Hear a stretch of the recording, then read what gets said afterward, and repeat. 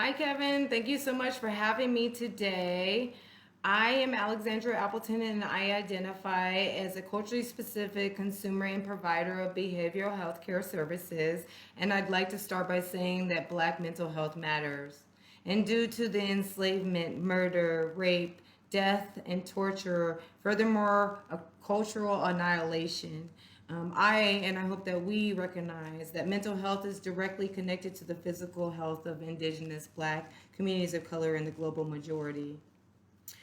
To ensure that communities of color can be represented and or have influence over behavioral health care services, I have a couple suggestions. Number one is representation from top to bottom and bottom to top. Lived experience must be at the exact level. Number two is restorative justice principles. To name a few, equity and inclusive approaches are cool. Restorative equity lenses need to be instituted. And I would start with asking the individuals that have been affected by the post-traumatic slave syndrome, medical apartheid, and the COVID onslaught. Number three would be disrupt the stigma about how individuals that are non-white experience pain and how that impacts every single intersection of our lives. Invest in Black mental health marketing campaigns. I want to see people like me that are accessing behavioral health care services. I also want to see healthcare career opportunities for indigenous, Black, and other communities of color so my children can see into the future.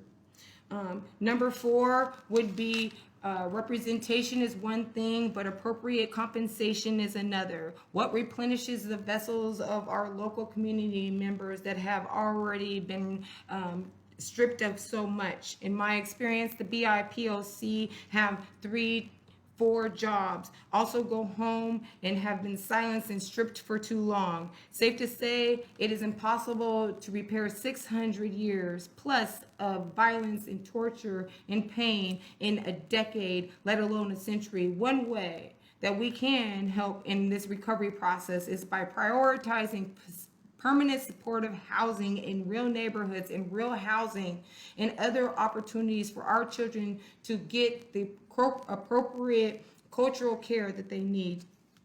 Whatever comes, always follow up and always change accordingly without question. Let me tell you this one thing.